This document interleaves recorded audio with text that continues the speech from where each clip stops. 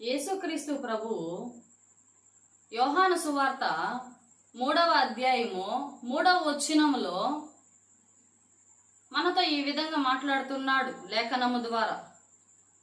అందుకు యేసు అతనితో, ఒకడు క్రొత్తగా జన్మించితేనే కాని అతడు దేవుని రాజ్యమును చూడనేరడని నీతో నిశ్చయముగా చెప్పుచున్నాను నేను. నికోదేము అనే ఒక వ్యక్తితో యేసుక్రీస్తు ప్రభు మాట్లాడుతున్నాడు. నిత్య జీవములో ఒకడు ప్రవేశించాలి అంటే నూతనమైనటువంటి జీవితము దేవుని కొరకు జీవించాలి. నూతనమైనటువంటి జీవితం మనము జీవించాలి అంటే మనము ఎవరిని చూసి నేర్చుకోవాలి? నూతన జీవితము ఎక్కడ చూసి నేర్చుకోవాలి? తండ్రి అయిన దేవుడు క్రీస్తు సహవాసములోనికి మనలను పిలిచి ఉన్నాడు అని లేఖనం సెలవిస్తా ఉంది. హల్లెలూయా. ఎప్పుడైతే మన పాత పద్ధతులన్నీ అరికట్టి పాతి పెట్టి క్రీస్తు సహవాసము కలిగి క్రీస్తు స్వభావములను అనుసరించి మాట్లాడుతూ నడుచుకుంటూ క్రీస్తు పోలికలోనికి మనం ఎప్పుడైతే ప్రవేశించి క్రీస్తుకు కలిగినటువంటి హృదయము మనము కలిగి క్రీస్తుకు కలిగినటువంటి ప్రేమ మనము కలిగి క్రీస్తు సహవాసముతో మనము ఎప్పుడైతే తండ్రి అయిన దేవుని ఆరాధిస్తామో అప్పుడు వాడు నూతనమైనటువంటి సృష్టిగా దేవుని కొరకు జీవించిన వారగుదారు. హల్లెలూయా. ఎప్పుడైతే నూతనమైనటువంటి జీవితము మనము జీవిస్తామో తప్పకుండా దేవుని రాజ్యములో మనమే వారసులమని గుర్తించాలి.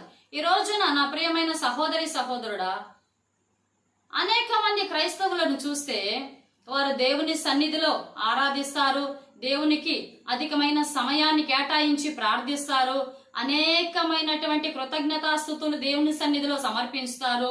అదే విధముగా దేవుని పరిచర్య నిమిత్తమై సమర్పించవలసినటువంటి ప్రతి అర్పణ కూడా సమర్పిస్తారు. అయితే వారిలో ఉన్నటువంటి కొరత ఒకటి ఏమిటంటే నూతనమైనటువంటి జీవితము వారు కలిగి ఉండలేరు. వారిలో పాత స్వభావాలు, పాత అలవాట్లు, పాత పద్ధతులు, వారు కేవలం మందిరంలో ఉన్నంత వరకే వారు నూతన సృష్టిగా కనపడతారు. కానీ మందిరంలో నుండి మరలా వారు బయటికి వచ్చిన వెంటనే వారి యొక్క పాత స్వభావము అంటే పాత స్వభావముతో నిండిన వస్త్రాన్ని మరలా వారి హృదయానికి వారు ధరించుకుంటున్నారు. అటువంటి జీవితము కలిగి ప్రభువుని సేవించిన వారు నిత్య రాజ్యానికి అర్హులు కారని నిశ్చయముగా యోహాను సువార్త 3వ అధ్యాయం 3వ వచనంలో నిశ్చయముగా చెప్పుతున్న. నిశ్చయముగా అంటే ఖచ్చితముగా. కాబట్టి నా ప్రియమైన సహోదరి సహోదరుడు, నువ్వు ఎలాంటి జీవితము క్రీస్తు కొరకు జీవిస్తున్నావో ఒక్కసారి నువ్వు పరీక్షించుకో.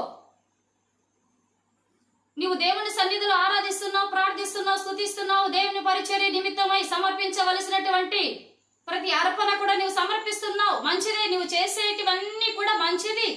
అయితే చెయ్యవలసినటువంటి మరొకటి ఉందని యేసుక్రీస్తు ప్రభువులు వారు సెలవిస్తున్నాడు. నూతనమైనటువంటి సృష్టిగా నువ్వు జీవించాలి.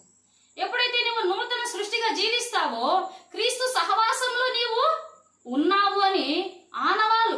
అదే విధంగా మనం చూస్తే 2వ కొరింథీయులకు రాసిన పత్రిక 5వ అధ్యాయము 17వ వచనములో అపోస్తులైనటువంటి పౌలు గారు కూడా మనకి ఈ విధంగా నేర్పిస్తున్నాడు.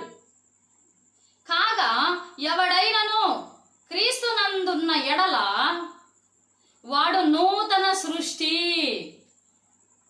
ప్రభువును నమ్మాను అని చెప్పుకుని నీవు ప్రభువు కొరకు నూతనమైనటువంటి సృష్టిగా జీవించాలి అని పౌలు గారు హెచ్చరిస్తున్నాడు. పాతవి గతించెను, ఇదిగో క్రొత్తవాయెను. పాతవి గతించిపోవాలి. శరీర ఫలములన్నీ కూడా నీలో నుండి గతించిపోవాలి, పాతి పెట్టబడాలి. ఇదిగో నీవు ఆత్మ ఫలములు ధరించుకోవాలి. క్రీస్తు కొరకు ఆత్మ ఫలములు ఫలించే విధముగా ఉండాలి. క్రీస్తు యొక్క స్వభావములోనికి నువ్వు మారిపోవాలి. నా ప్రియమైన సహోదరి సహోదరుడా, ఈ రోజున కొంతమంది గృహాలు దర్శించినప్పుడు గోడల నిండా వాక్యాలే ఉంటాయి, అయితే హృదయములో మాత్రము ఆ వాక్యాలు ఉండవు. ఎవరి హృదయములో దేవుని వాక్యము కొలువైపోతుందో, ముద్రింపబడుతుందో, ఎవరైతే ఆ వాక్యానుసారముగా జీవిస్తారో వారే ఈ లోకములో నూతన సృష్టి. హల్లెలూయా. నీవు దేవుని వాక్యము కొరకు బ్రతుకుతున్నావా? దేవుని వాక్యమును అనుసరించి మాట్లాడుతున్నావా? దేవుని వాక్యాన్ని అనుసరించి నీవు నడుచుకుంటున్నావా? దేవుని వాక్యానికి అనుకూలమైనటువంటి ఆలోచనలు, తలంపులు, ఉద్దేశములు, ప్రవర్తన నీవు కలిగి ఉన్నావా? నా ప్రియ సహోదరి సహోదరుడా, ఒకవేళ అట్టి జీవితము నీకు లేదేమో, ఈ మాటలు వింటున్న నీవు క్రీస్తు సహవాసము కలిగి నూతనమైనటువంటి సృష్టిగా నీవు తండ్రి అయిన దేవుని కొరకు జీవించాలని దేవుని వాక్యము నిన్ను హెచ్చరిస్తా ఉంది. ఆమేన్. హల్లెలూయా.